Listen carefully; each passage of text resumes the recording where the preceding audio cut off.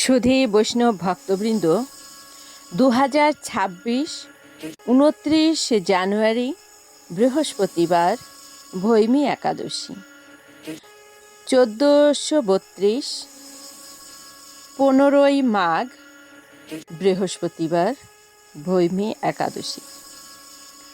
আমরা অবশ্যই যেন এই একাদশীটা পালন করি। সুধী বৈষ্ণব ভক্তবৃন্দ, এখন আমরা একাদশীর মাহাত্ম্য শ্রবণ করি। ভৈমী বা জয়া একাদশী। মাঘী শুক্লপক্ষিয়া জয়া একাদশী ব্রত মাহাত্ম্য ভবিষ্যত্তর পুরাণে যুধিষ্ঠির শ্রীকৃষ্ণ সংবাদ রূপে বর্ণিত আছে। শ্রী গরুড় পুরাণে মাঘ মাসে শুক্লপক্ষিয়া একাদশী তিথিকে ভৈমী একাদশী নামে অভিহিত করা হয়েছে। কল্পান্তরে বিভিন্ন পুরাণে বিভিন্ন নাম দেখা যায়। পদ্মপুরাণ অনুসারে জ্যৈষ্ঠ মাসের শুক্লপক্ষিয়া একাদশীর নামই পাণ্ডব নির্জলা বা ভীমসেনী ভৈমী একাদশী। যুধিষ্ঠির বললেন, হে কৃষ্ণ, আপনি কৃপা করে মাঘ মাসের শুক্লপক্ষের একাদশীর সবিশেষ বর্ণনা করুন। শ্রীকৃষ্ণ বললেন, হে মহারাজ, মাঘ মাসের শুক্লপক্ষের একাদশী জয়া নামে প্রসিদ্ধ। এই তিথি সর্বপাপ বিনাশিনী, সর্বশ্রেষ্ঠা, পবিত্রা, সর্বকাম ও মুক্তিপ্রদায়িনী। এই ব্রতের ফলে মানুষ কখনো প্রেতত্ব প্রাপ্তি হয় না। এই একাদশীর নিম্নরূপ উপাখ্যান শোনা যায়। একসময় স্বর্গলোকে ইন্দ্র রাজত্ব করছিলেন। সেখানে অন্য দেবতারাও বেশ সুখেই ছিলেন। তারা পারিজাত পুষ্প শোভিত নন্দ কাননে অপ্সরাদের সাথে বিহার করতেন। একদিন 50 কোটি অপ্সরার নায়ক দেবরাজ ইন্দ্র স্বেচ্ছায় আনন্দ ভরে তাদের নৃত্য করতে বললেন। নৃত্যের সাথে গন্ধর্বগণ গান করতে লাগলেন। পুষ্পদত্ত, চিত্রসেন প্রভৃতি প্রধান প্রধান গন্ধর্বেরাও সেখানে উপস্থিত ছিলেন।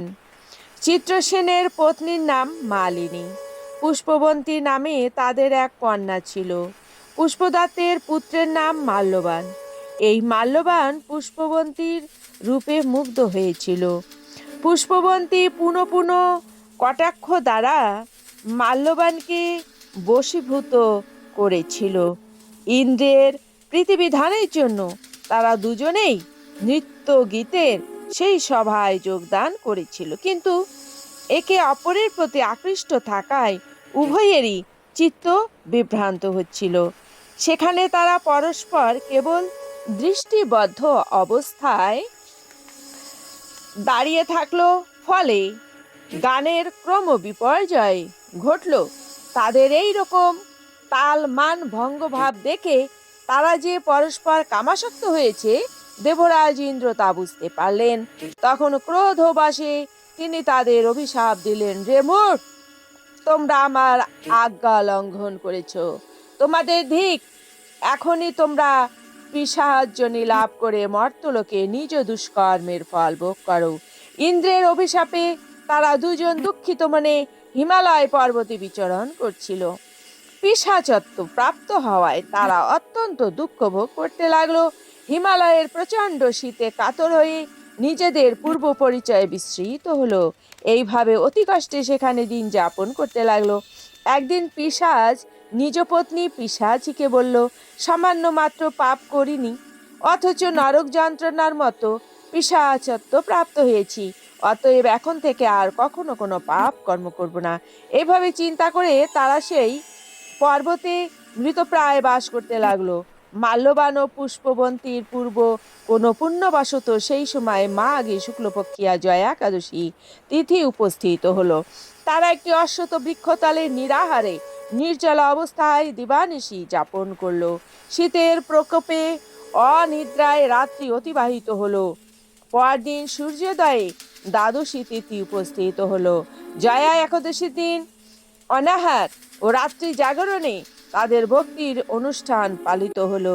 এই ব্রত পালনের ফলে ভগবান বিষ্ণুর কৃপায় তাদের পিশাচত্ব দূর হলো। তারা দুজনেই তাদের পূর্বরূপ ফিরে পেল।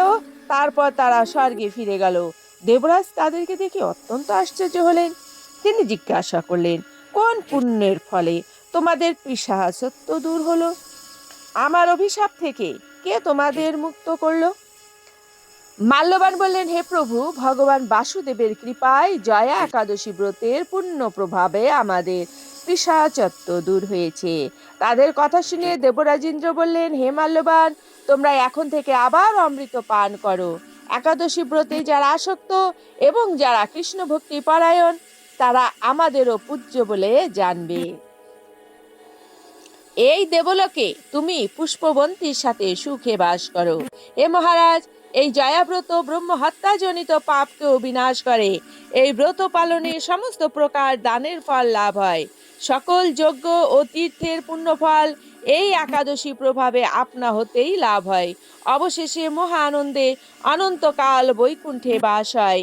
এই জয়া একাদশীর ব্রত কথা পাঠ ও শ্রবণে অগ্নিষ্টম যজ্ঞের ফল পাওয়া যায়। সুধী বৈষ্ণব ভক্তবৃন্দ, আমরা শ্রবণ করলাম, এখন হচ্ছে আমরা পালন করব। আমরা কেন পালন করব? চলছে মাঘ মাস, পুণ্যবতী মাস। তো সেই পুণ্যব্রত মাসে আমরা, পুণ্যদায়িনী মাসে আমরা যদি একাদশী করি, তাহলে আমরা সেই পুণ্য লাভ করব। কোন পুণ্য? আমরা ভগবানকে খুশি করতে পারবো, কারণ ভগবান অত্যন্ত খুশি হন এই মাঘ মাসের ব্রত।